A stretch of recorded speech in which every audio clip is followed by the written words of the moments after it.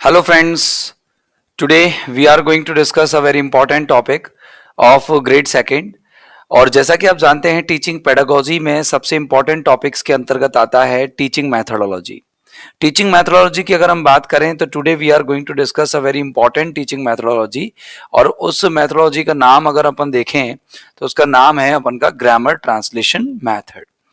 तो today we are going to discuss a very important topic जिसका नाम है grammar translation method. Grammar translation method, that's very important to learn what is different about it all. और क्या है grammar translation method, हम इसके बारे में एक अच्छे से और विस्तार से डिस्कशन करते हैं। चलो let us discuss what is grammar translation method. Okay, let me choose the ink that is just very pleasant to you. और बात करें हम ग्रामर ट्रांसलेशन मैथड की, तो ग्रामर ट्रांसलेशन मैथड ये क्या है कि अगर अपन इसके बारे में बात करें, थोड़ा सा इंक का साइज भी बढ़ा देते हैं तो देखो इट इज थोड़ा लाइट पड़ रहा होगा। ओके, इसको थोड़ा डार्क कर लेते हैं। Okay, it is a foreign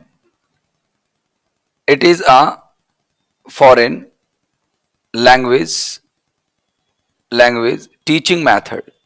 it is a foreign language teaching method, मतलब ये एक ऐसा मेथड है जहां पर आप फॉरेन लैंग्वेज को टीच कराते हैं। फॉरेन लैंग्वेज टीचिंग मैथड, तो सबसे पहली लाइन तो आप लोगों को ये याद रखनी है।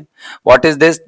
It is a foreign language teaching method, मतलब हम इसके अंदर विदेशी भाषा को पढ़ाते हैं। कौन सी भाषा को पढ़ाते हैं हम इसके अंदर? विदेशी भाषा को हम इसके अंदर पढ़ाते हैं। ओके, कौन सी भाषा हम इसके अंदर पढ़ाते हैं? विदेशी भाषा को हम इसके अंतर्गत पढ़ाते हैं। और अगर हम सेकंड पॉइंट की बात करें, इसका सेकंड पॉइंट क्या इंपॉर्टेंट पॉइंट होगा कि अगर हम इसकी शुरुआत की बात करें तो ये कहां से शुरू हुआ था? तो ये क्या है कि आपकी दो लैंग्वेजेस थी, लैटिन और ग्रीक। वहां से 16 सेंचुरी में इसका यूज होने लगा था। तो लिखेंगे इट वॉज या it started to learn Latin and Greek. इसमें लैटिन और ग्रीक को लर्न करना शुरू किया गया था। और कब शुरू किया गया था? इन 16th सेंचुरी। कब यूज किया गया था इसको? 16th सेंचुरी में लर्न करना स्टार्ट किया गया था। ओके, 16वीं शताब्दी में इसको लर्न करना स्टार्ट किया गया था। और अगर हम इसको बात करें, इसीलिए ये बहुत पुराना मेथड है, इसीलिए it is also called called it is also called a classical method. इसे हम क्लासिकल मेथड भी कहते हैं। तो ये इंपॉर्टेंट रहेगा आप लोगों के लिए कि कौन सा टीचिंग मेथड क्लासिकल मेथड कहलाता है।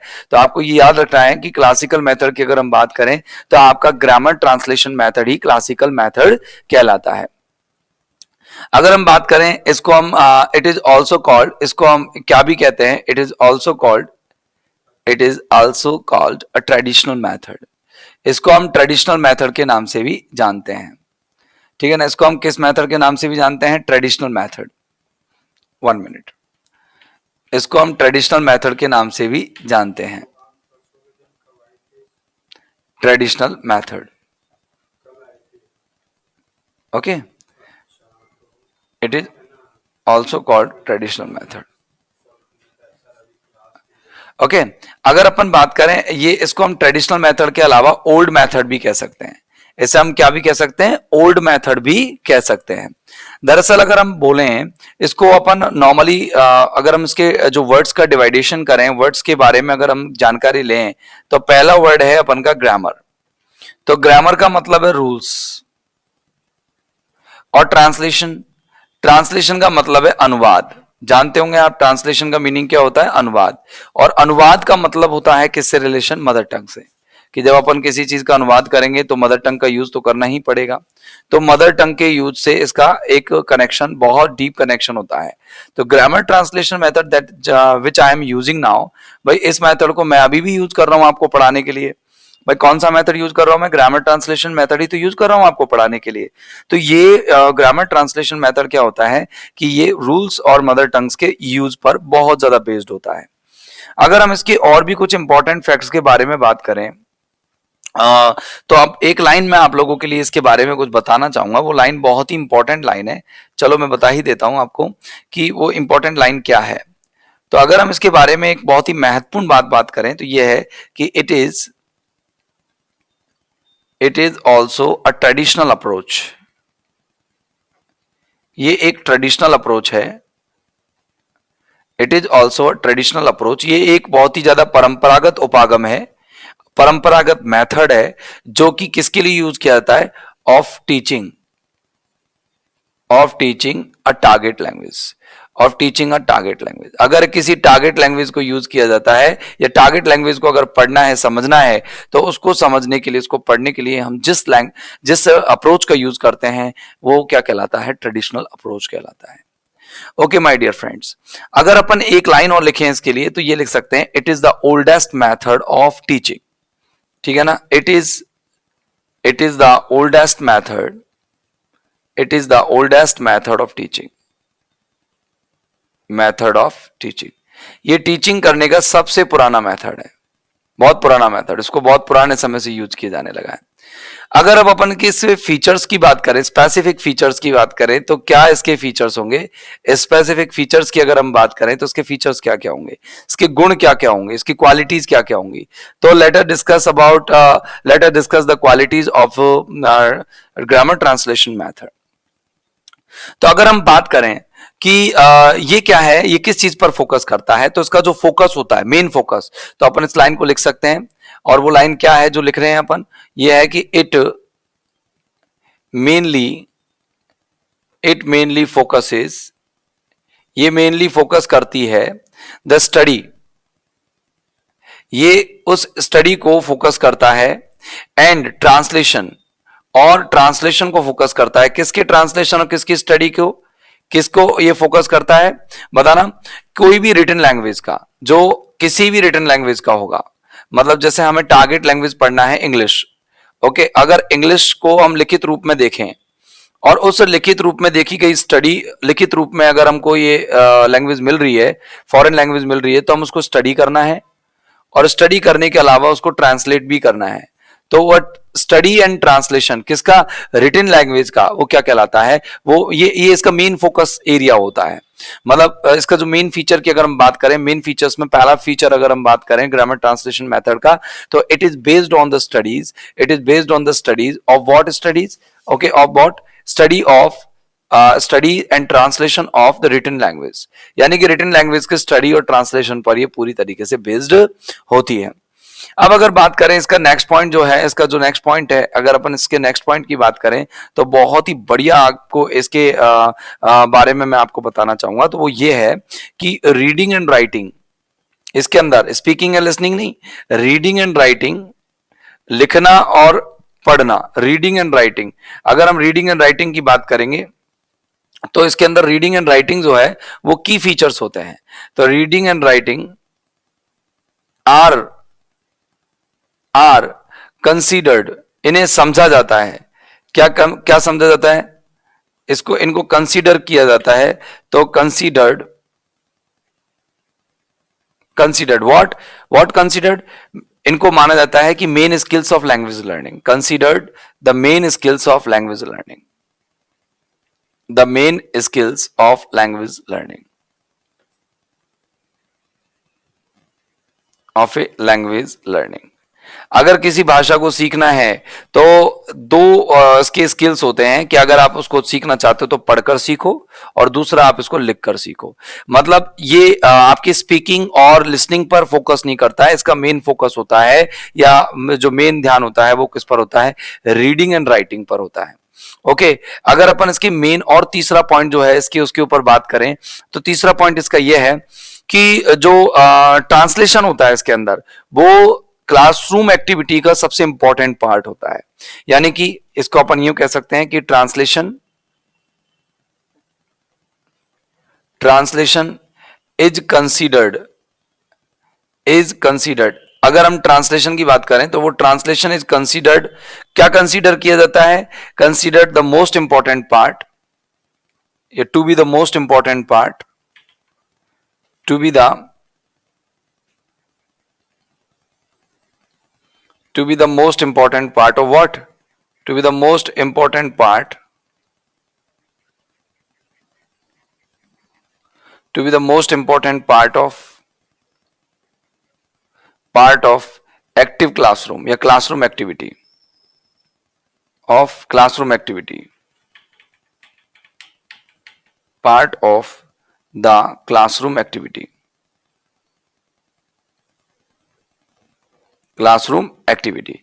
ये आप नोट कर लीजिएगा अच्छे से, है ना, प्री प्लान बना करके अच्छे से नोट कीजिएगा। I think you will be able to manage it better. It is the presentation of grammar rules, यानी कि यहां पर हम लोग ग्रामर के रूल्स का प्रेजेंटेशन करते हैं। मतलब यहां पर मेन प्रेजेंटेशन किसका होता है? ग्रामर रूल्स का। तो अपन ये कह सकते हैं कि it is the presentation of grammar rules. मतलब इसमें व्याकरण के नियमों का प्रेजेंटेशन होता है, मेनली यही प्रेजेंटेशन होता है। ग्रामर रूल्स का बहुत ज्यादा फोकस किया जाता है यहां पर, ठीक है ना। तो ये आपको दिमाग में सेट रखना है कि ये प्रेजेंटेशन है ग्रामर रूल्स का। इसके अंदर कुछ एक्सेप्शंस होते हैं। ग्रामर रूल्स में सारी चीजें होती हैं कि ग्रामर रूल्स में सम एक्सेप्शंस दिखाए जाते हैं, कुछ इसमें एक्सेप्शंस होते हैं। इसके अलावा इसमें लिस्ट ऑफ वोकेबलरी होती है, लिस्ट ऑफ वोकेबलरी। ये चीजें इसके अंदर क्या की जाती है? इसके अंदर सेट की जाती है। बात समझ में आ गया आपके अंदर आपको कि ये क्या प्रेजेंटेशन होता है ग्रामर रूल्स का, जिसमें कुछ एक्सेप्शंस हो सकते हैं। उन एक्सेप्शंस को आपको समझाना होता है बच्चों को, और इसके अंदर वोकेबलरी की लिस्ट हो सकती है, ठीक है ना। और ये वोकेबलरी जो है वो किस लैंग्वेज में नहीं होगी? फॉरेन लैंग्वेज में नहीं होगी, बल्कि इनका भी ट्रांसलेशन होता है, translated into mother tongue, translated into mother tongue. इनका भी मदर टंग में ट्रांसलेशन होता है, इनटू मदर टंग। ओके इनका भी ट्रांसलेशन किसके अंदर होता है? मदर टंग के अंतर्गत होता है। तो मेरे हिसाब से आप लोगों को प्रॉपर्ली समझ में आ रहा होगा कि मैं क्या कहना चाह रहा हूं। मतलब मैं ये कहना चाह रहा हूं माय डियर फ्रेंड्स कि जो आपका ग्रामर ट्रांसलेशन मेथड है वो ग्रामर रूल्स पर फोकस करता है। इसके अलावा कुछ जैसे जो ग्रामर रूल्स के साथ साथ जो एक्सेप्शंस होते हैं उसको फॉलो क्या करता है, उसका भी वहां पर प्रेजेंटेशन करता है। और जो लिस्ट ऑफ वोकेबलरी होती है उसको भी प्रेजेंटेशन करता है। इसका जो नेक्स्ट इंपॉर्टेंट फीचर है वो क्या है? वो फीचर मैं आप लोगों के सामने बता देता हूं कि वो फीचर है इसका कि ये टीचर सेंटर्ड अप्रोच है, कि it is a teacher centred approach. मतलब पूरी तरह से बच्चा इसमें इनएक्टिव होता है, और ये क्या पूरी तरह से टीचर बेस्ड होता है। आप इनएक्टिव ना कह करके टीचर बेस्ड कह दो, टीचर सेंटर्ड अप्रोच। यहां पर जो स्टूडेंट्स होता है, लर्नर्स जो होते हैं वो पूरी तरह से डिपेंडेंट होते हैं किस पर? अपने टीचर्स पर। तो लर्नर्स जो हैं वो टोटली डिपेंडेंट है किस पर? टीचर्स पर। तो ये कह सकते हैं कि learners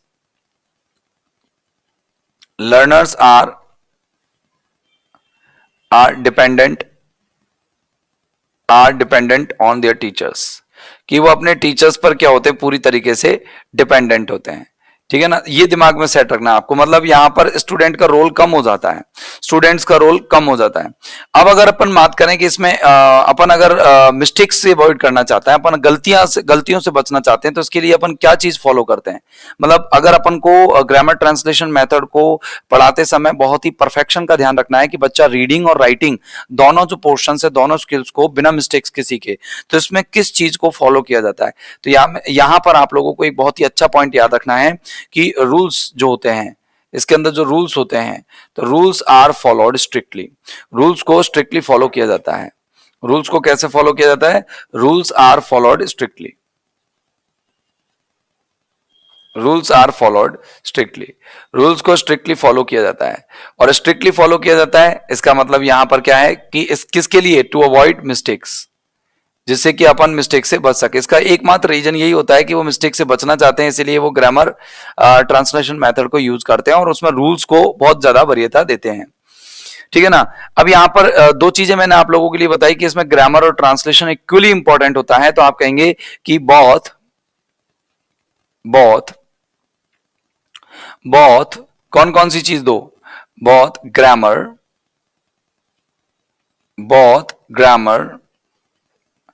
and translation, grammar and translation, बहुत ग्रामर एंड ट्रांसलेशन ठीक है ना, ये क्या है, are equally important, are equally important. Okay, what the thing is most important here? Both the terms, grammar and translation, are more important there. It means rules and mother tongue. Okay, if we have any idea about grammar, that is a rule.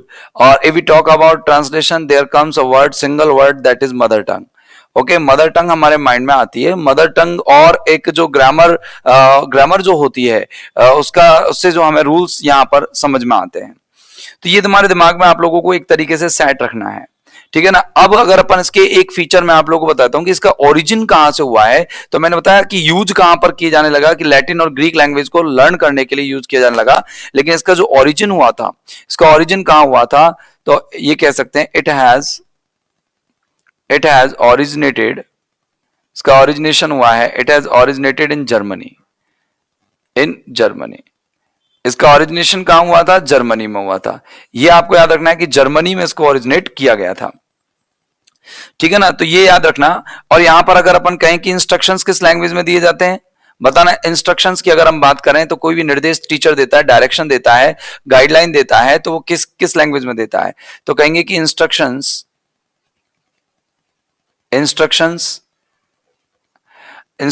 And teaching. आप teaching कह सकते हो आप इसको. ठीक है ना, instructions and teaching कह सकते हो कि इंस्ट्रक्शन और जो टीचिंग होती है, ठीक है ना, इंस्ट्रक्शन एंड टीचिंग.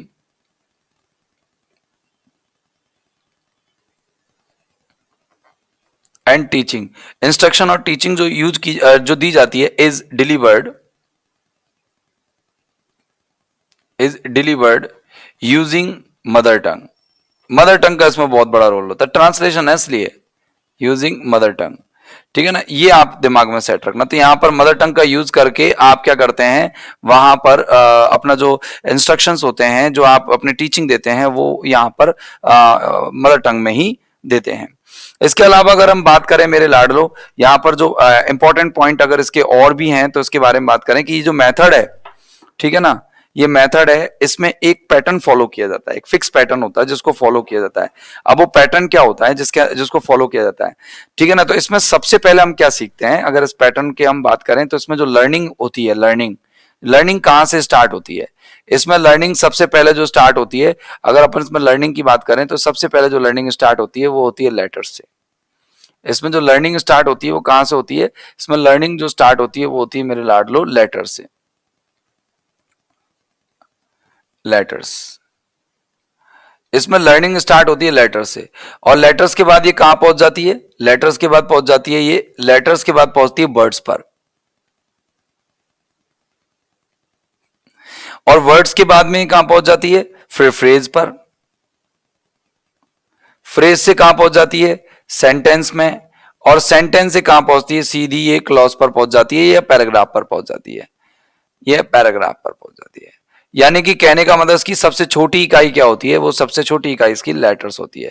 मतलब पहले आप लोगों को लेटर सीखने पड़ेंगे, उसके बाद आप वर्ड सीखते हैं, वर्ड्स के बाद फ्रेज, मतलब ग्रामर के तरीके से आप उसको पढ़ते हैं. तो यहां पर अगला जो पॉइंट, अगर अपन बेसिक पॉइंट के बारे में बात करें तो अगला पॉइंट ये है कि इसके अंदर जो टेक्स्ट बुक्स होती हैं वो इंपॉर्टेंट प्लेस यहां पर कवर करती है. तो अपन ये कह सकते हैं टेक्स्ट बुक का एक बहुत बड़ा रोल होता है, कि टेक्स्ट बुक्स जो होती हैं, इसके अंदर जो टेक्स्ट बुक्स होती हैं वो ऑक्यूपाई करती हैं,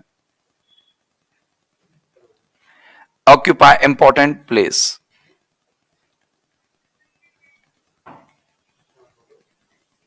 ओके इसके अगर बात करें हम कि ऑल इसके अंदर जो अगर हम बात करें कि भाई टेक्स्ट बुक्स जो होती हैं उनमें क्या क्या चीजें होती हैं, किस किस तरीके से उनको पढ़ा जाता है, टेक्स्ट बुक्स को किस तरीके से रिप्रेजेंट किया जाता है.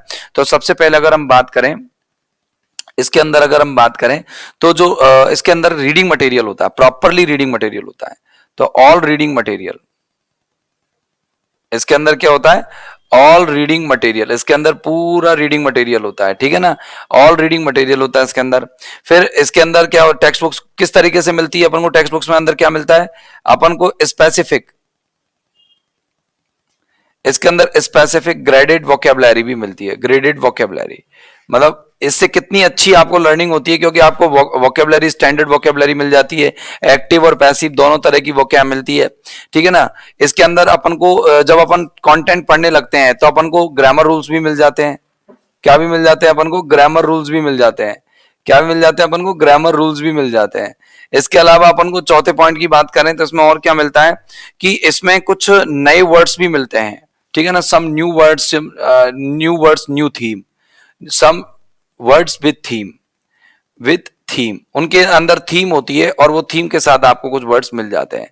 तो प्रॉपरली अगर हम बात करें, टेक्स्ट बुक्स हमारे लिए इंपॉर्टेंट प्ले क्यों मतलब रोल प्ले क्यों करती है? क्योंकि इसके अंदर रीडिंग मटेरियल प्रॉपरली मिलता है, इसके अंदर ग्रेडेड वोकेबलरी मिल जाती है, इसके अंदर ग्रामर के रूल्स मिल जाते हैं, इसके अंदर कुछ थीम्स भी मिलती हैं जो बच्चों को मॉरल चीजों को सिखाती है, ठीक है ना। अगर अपन बात करें कि ग्रामर ट्रांसलेशन मेथड को यूज करते समय प्रोसीजर क्या है, कि ग्रामर ट्रांसलेशन मेथड को जब यूज किया जाता है, बच्चों को इस विधि से पढ़ाया जाता है, तो what is the procedure of grammar translation method.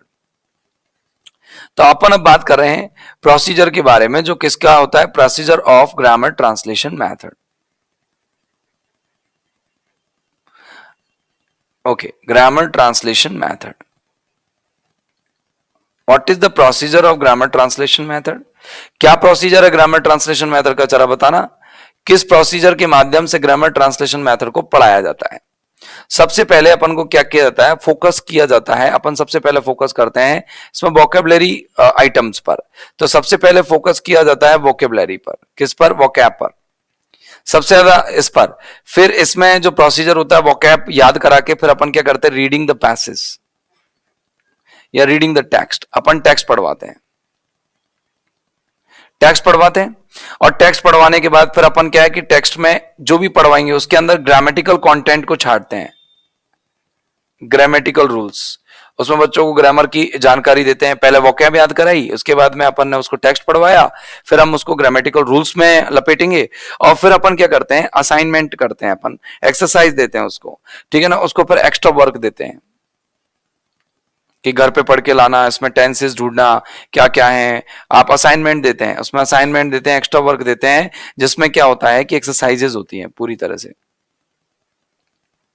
तो आपके समझ में आया होगा कि अगर अपन प्रोसीजर देखें ग्रामर ट्रांसलेशन मेथड का, तो क्या प्रोसीजर है? एक बहुत ही सीधा सा प्रोसीजर है जो अपन ने अभी देखा है। तो अपन देख रहे हैं ग्रामर ट्रांसलेशन मेथड में अपन ने बहुत कुछ अभी तक पढ़ लिया है, और अपन अब पढ़ने वाले हैं कि जो कुछ और भी इंपॉर्टेंट कैरेक्टरिस्टिक्स हैं इसके, अगर कुछ महत्वपूर्ण और लक्षणों के बारे में बात करें तो उसके कुछ और इंपॉर्टेंट एस्पेक्ट्स हैं किसके? ग्रामर ट्रांसलेशन मेथड के। तो वो क्या एस्पेक्ट्स हैं, चलो हम बात करते हैं। तो अभी मैंने एक लाइन और एक पॉइंट लिख रहा हूं कि some important characteristics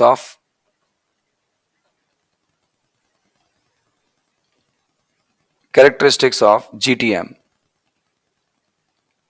grammar translation method, GTM, grammar translation method। Okay my dear students, तो लेट अस बिगिन, शुरू करें। ग्रामर ट्रांसलेशन मेथड के कुछ इंपॉर्टेंट फैक्ट्स हम पढ़ने वाले हैं, कुछ इंपॉर्टेंट पॉइंट्स हम पढ़ने वाले हैं ग्रामर ट्रांसलेशन मेथड के। तो लेट अस बिगिन, शुरू करें, ठीक है ना। तो ग्रामर ट्रांसलेशन मेथड की बात करें तो इसमें जो यूनिट है, अगर अपन बात करें कि इसमें यूनिट पूछी जाए, तो अगर आपसे पूछे क्वेश्चन की what is the unit of grammar translation method, what is the unit of grammar translation method, तो ग्रामर ट्रांसलेशन मेथड की यूनिट क्या है? तो आपका आंसर क्या होगा? What is the unit of grammar translation method, what is the unit of grammar translation method, चलो बताओ। ओके, क्या होगा यूनिट? बताना। ग्रामर ट्रांसलेशन की मेथड की यूनिट क्या होगी? लेटर होंगे, वर्ड्स होंगे, सेंटेंस होंगे, या फिर पार्ट्स ऑफ स्पीच होंगे। तो आपको याद रखना है इसका जो यूनिट है वो होता है वर्ड। आप सबसे पहले वोकेबलरी पढ़ते हो, फिर आप आगे पैराग्राफ पर या पैसेज पर जाते हैं। इसके बाद कहें कि which of the following which of the following which of the following is the most important, निम्न में से कौन सी चीज सबसे इंपॉर्टेंट है, most important in grammar translation method. अगर आपसे पूछा जाए कि इनमें से कौन सी चीज इंपॉर्टेंट है, तो अपन कहेंगे कि रीडिंग ए बुक, या रीडिंग, बी टेक्स्ट बुक, सी टीचर, और डी लिसनिंग। तो आपको इसमें फोकस करना है टेक्स्ट बुक पर, मतलब सबसे ज्यादा इंपॉर्टेंट पार्ट होता है टेक्स्ट बुक। यानी कि अगर हम बात करें कि सबसे ज्यादा इंपॉर्टेंट ग्रामर ट्रांसलेशन मेथड में क्या होता है, तो वो होती है टेक्स्ट बुक। तीसरा जो पॉइंट है इसमें, मोस्ट इंपॉर्टेंट पॉइंट जो मैं आपको बता रहा हूं, कि वो पॉइंट ये है कि इसमें कौन सी लैंग्वेज यूज की जाती है। तो फर्स्ट लैंग्वेज यानी कि मदर टंग इज यूज्ड। सबसे पहली बात तो मदर टंग को फॉलो किया जाता है, तो ये आपको याद रखना है कि mother tongue is used, mother tongue को इसमें यूज में लिया जाता है, मदर टंग इज यूज्ड। ठीक है ना। अब इसमें क्या होता है कि पैराग्राफ को ट्रांसलेट किया जाता है और ट्रांसलेशन से इंग्लिश बनाई जाती है। ठीक है ना। तो इसमें क्या है कि जो ये मान लेना कि paragraph translation in vice versa,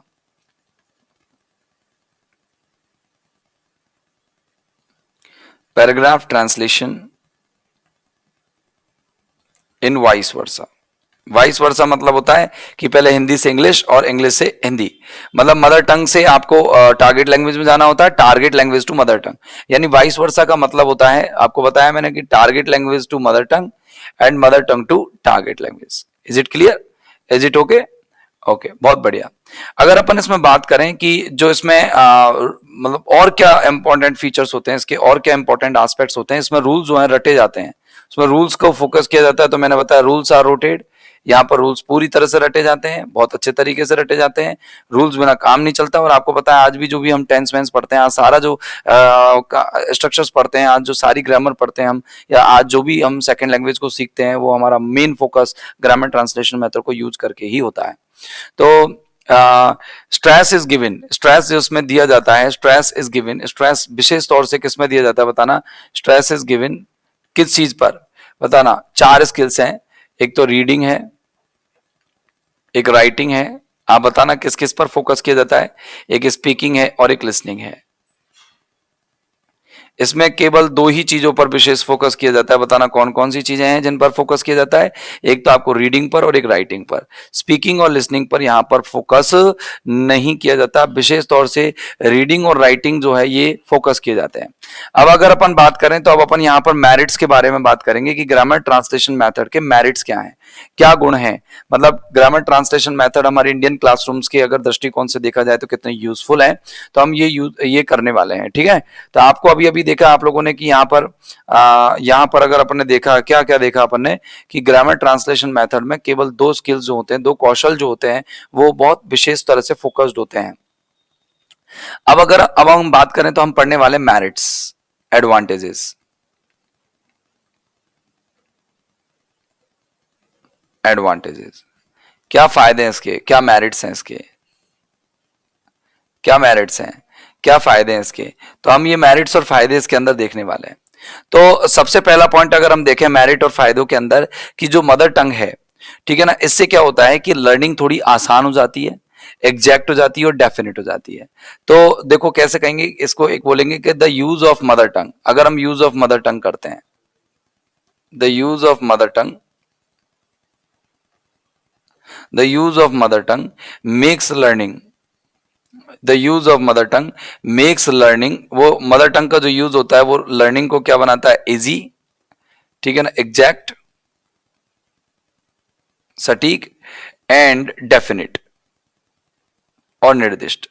मतलब अगर आप सेकंड लैंग्वेज यूज करते हैं, जैसे अभी मैं पढ़ाते समय आप लोगों को इंग्लिश की बजाय मदर टंग यूज कर रहा हूं, क्यों कर रहा हूं, क्योंकि राजस्थान की वैकेंसी है और राजस्थान में most of the students are from Hindi medium, that's why they just like to learn in Hindi. और मैं यहां पर जो यूज कर रहा हूं आपको हिंदी लैंग्वेज यूज कर रहा हूं।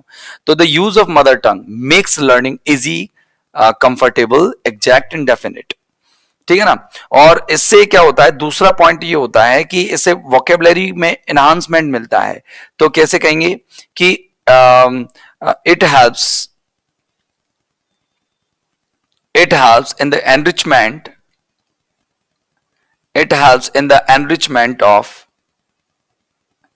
Enrichment of, enrichment of what, enrichment of vocabulary. किसके एनरिचमेंट में मदद करता है, हमारी वोकेबलरी में।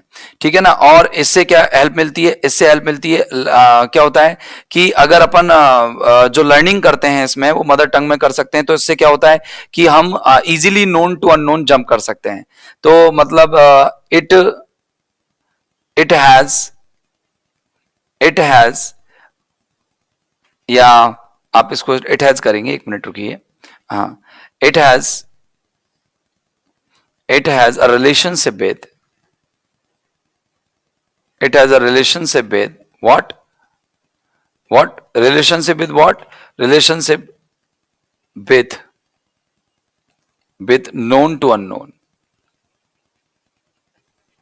मतलब इसमें हम ज्ञात से अज्ञात की तरफ जाते हैं, नोन टू अननोन। इसमें हम ज्ञात से अज्ञात की तरफ जाते हैं, नोन टू अननोन जाते हैं। तो वो यहां पर क्या होता है, इसका ये मेरिट है। मतलब हमें जो पहले से पता होती है, अगर हम उनसे दूसरे एब्स्ट्रैक्ट चीजों की तरफ जाएंगे, अमूर्त चीजों की तरफ जाएंगे, तो हमें ज्यादा अच्छे से वो चीजें समझ में आएंगी। नेक्स्ट पॉइंट की अगर हम बात करें, तो यहां पर जो है ग्रामर जो है वो फोकस की जाती है। तो grammar is focused, grammar is focused, यहां पर ग्रामर पर फोकस किया जाता है। अगले अगर हम बात करें पांचवें पॉइंट की, इसमें मेरिट जो होती है, इसकी मेरिट क्या होता है कि इसके अंदर जो रीडिंग कॉम्प्रीहेंशन होता है, या फिर आपकी जो रीडिंग स्किल है और राइटिंग स्किल है, वो ग्रोथ होती है। तो ये तो आप जानती है कि रीडिंग एंड राइटिंग को अपन को क्या करता है, ये रीडिंग एंड राइटिंग स्किल को इंक्रीज करता है। रीडिंग एंड राइटिंग इंक्रीज,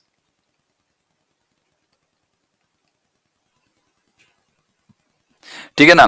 इसके अगर हम बात करें कि इसमें क्या है कि ट्रांसलेशन की आर्ट हमारे अंदर पैदा हो जाती है। तो it develops the art of translation, it develops the art of translation. ये ट्रांसलेशन की आर्ट डेवलप करता है। और अगर हम नेक्स्ट पॉइंट देखें, तो ये क्या होता है कि इसमें बहुत कम टीचिंग मटेरियल ऐड यूज होता है। तो ये क्या लेस एक्सपेंसिव है, इट इज लेस एक्सपेंसिव। अब लेस एक्सपेंसिव क्यों है, बहुत कम खर्चीली क्यों है, और ये इंडिया में बहुत ज्यादा सक्सेसफुल है क्योंकि इसके टीचर भी मिल जाते हैं। Expensive because because of the minimum use of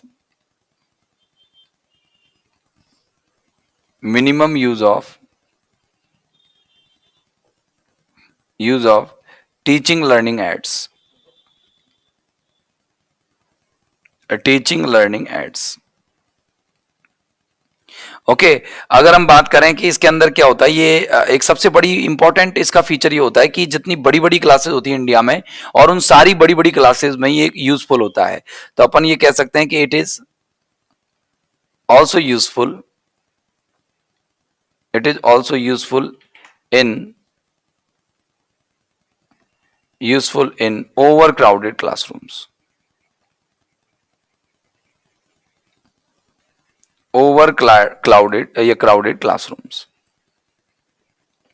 अगर हम इसके बात करें कि इसमें जो होता है कि ये लर्नर्स के लिए कंफर्टेबल होता है, ये तो छोटी छोटी सी बातें हैं जो अपन ना भी लिखें तो कोई दिक्कत नहीं है। तो ये क्या होता है, अब इसके जो हमने ये सारे पढ़े हैं, ये एडवांटेजेस हैं। अब पढ़ते हैं इसके डिसएडवांटेजेस क्या क्या हैं, इसके नुकसान क्या क्या हैं, इससे क्या क्या नुकसान होते हैं, ठीक है ना। तो अपन इसके डिसएडवांटेजेस पढ़ते हैं, और या फिर डीमेरिट्स पढ़ते हैं। डीमेरिट्स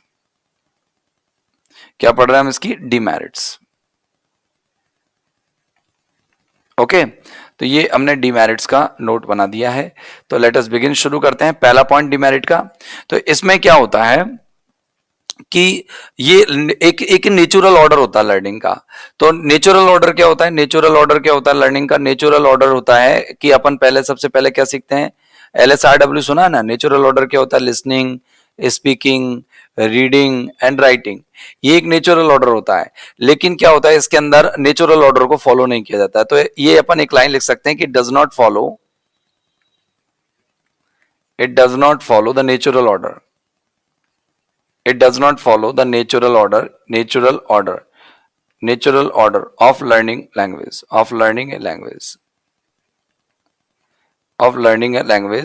एक लैंग्वेज को लर्न करने का, एक लैंग्वेज को लर्न करने का ये नेचुरल ऑर्डर को फॉलो नहीं करता है। यानी कि इसका मेन फोकस सिर्फ रीडिंग एंड राइटिंग पर होता है। अगर हम इसकी बात करें तो इसके अंदर एक चीज और होती है कि ये जो ऑरल प्रैक्टिस होती है हमारी, उसको बिल्कुल बिल्कुल इग्नोर कर देता है। तो ये कह देंगे अपन इस पॉइंट को कि इट नेग्लेक्ट्स ऑरल प्रैक्टिस। मतलब ये बिल्कुल स्पीकिंग स्किल को तो खत्म ही कर देता है। यहां पर ये सिर्फ और सिर्फ रीडिंग एंड राइटिंग चलता है, ठीक है ना। ये एक डल मैकेनिज्म हो जाता है स्टूडेंट्स के लिए, क्योंकि स्टूडेंट्स इसके अंदर पैसिव होते हैं। मैंने आपको बता ही दिया कि डल डल एंड मैकेनिक है, dull and mechanic, MECHANIC, mechanic for students. क्यों? क्योंकि ये पूरी तरह से किसके सेंटर्ड होता है? टीचर सेंटर्ड होता है। ठीक है ना। इसके अंदर एक नॉर्मली अगर हम बात करें कि इसमें क्या होता है कि केवल बुकिश इंग्लिश जो होती है आपकी वही डेवलप हो पाती है। ठीक है ना, ओनली बुकिश इंग्लिश। आपकी जो नेचुरल इंग्लिश होती है वो नहीं आ पाती इसके अंदर, केवल बुकिश इंग्लिश जो है इसके अंदर डेवलप हो पाती है, बुकिश इंग्लिश डेवलप हो पाती है। ठीक है ना, इसके अंदर जो बुकिश इंग्लिश है वही आपकी डेवलप हो पाएगी, और आपकी इंग्लिश यहाँ पर डेवलप नहीं हो पाती है। तो इसमें केवल आपकी बुकिश जो इंग्लिश है वो डेवलप होती है, ओनली बुकिश इंग्लिश, है ना। इसमें क्या होता है कि रूल्स पर ज्यादा फोकस किया जाता है बजाय उनके यूज के। तो ये आप एक इंपॉर्टेंट पॉइंट यहां पर याद रखेंगे कि इट एम्फेसाइजेस, इट एम्फेसाइजेस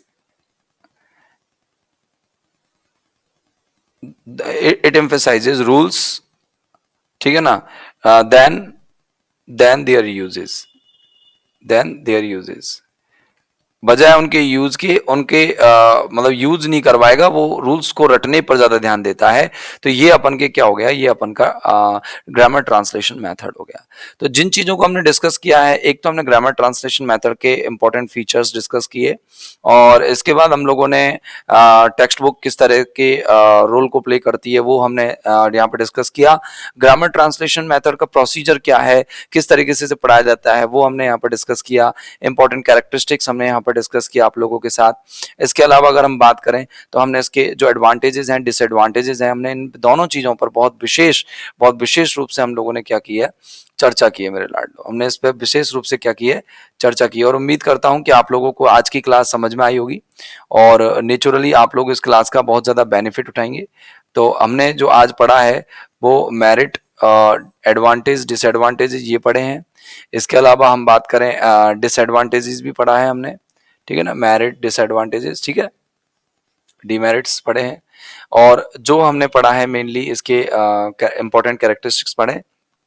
तो उम्मीद करता हूँ दोस्तों आपको क्लास पसंद आई होगी, और ये इंपॉर्टेंट जो मटेरियल है आप लोगों के बहुत काम आएगा एग्जाम्स के दृष्टिकोण से। और उम्मीद करता हूँ कि आप अगली क्लास भी मेरी इसी तरीके से बड़े प्यार के साथ लेंगे। और दोस्तों bye bye, thank you very much, good bye.